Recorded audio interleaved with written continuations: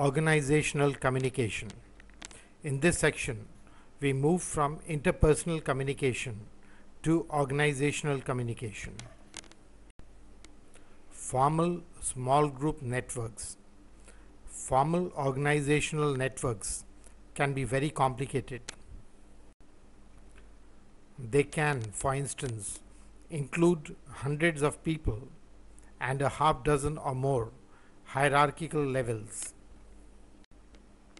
We have condensed these networks into three common small groups of 5 people each.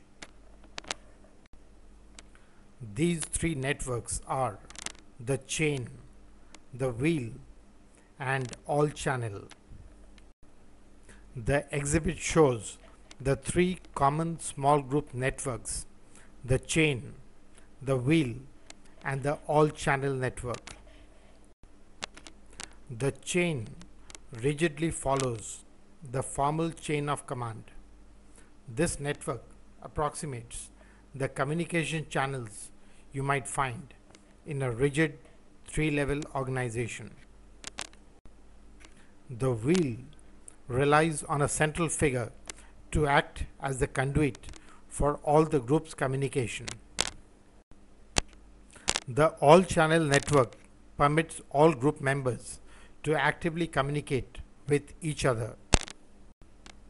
The all channel network is most often characterized in practice by self-managed teams in which all group members are free to contribute and no one person takes on a leadership role. The grapevine. The formal system is not the only communication network in a group or organization. There is also an informal one which is called the grapevine, and although the grapevine may be informal, this doesn't mean it's not an important source of information. For instance, a survey found that 75% of employees hear about matters first through rumors on the grapevine. The grapevine has three main characteristics. First, it is not controlled by management. Second, it is perceived by most employees as being more believable and reliable than formal communiques issued by top management. And third, it is largely used to serve the self-interest of the people within it.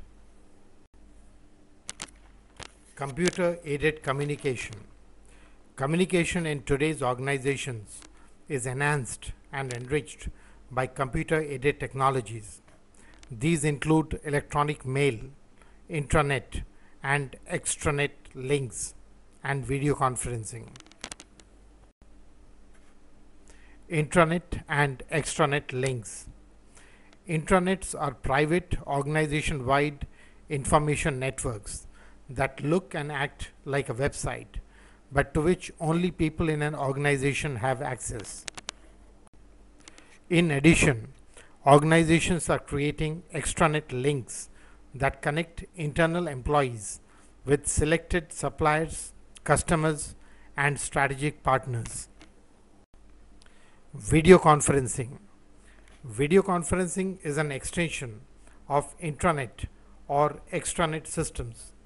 It permits employees in an organization to have meetings with people at different locations. Live audio and video images of members allow them to see, hear, and talk with each other. More recently, cameras and microphones are being attached to individual computers, allowing people to participate in video conferences without leaving their desks. Barriers to effective communication. A number of barriers can retard or distort effective communication. Filtering.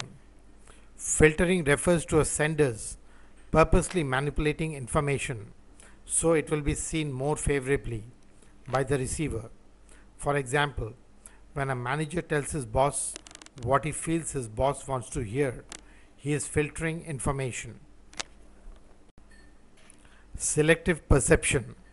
The receivers in the communication process selectively see and hear based on their needs, motivations, experience, background, and other personal characteristics. Receivers also project their interests and expectations into communications as they decode them. Information overload. Individuals have a finite capacity for processing data. When the information we have to work with exceeds our processing capacity, the result is information overload. Emotions. How the receiver feels at the time of receipt of a communication will influence how he or she interprets it. The same message received when you're angry or distraught is often interpreted differently from when you are happy. Extreme emotions such as jubilation or depression are most likely to hinder effective communication. Language. Words mean different things to different people. Age, education, and cultural background are three of the more obvious variables that influence the language a person uses and the definitions he or she gives to words. Communication apprehension. Some people, an estimated 5 to 20% of the population, suffer from debilitating communication apprehension or anxiety. Although lots of people dread speaking in front of a group, communication apprehension is a more serious problem because it affects the whole category of communication techniques.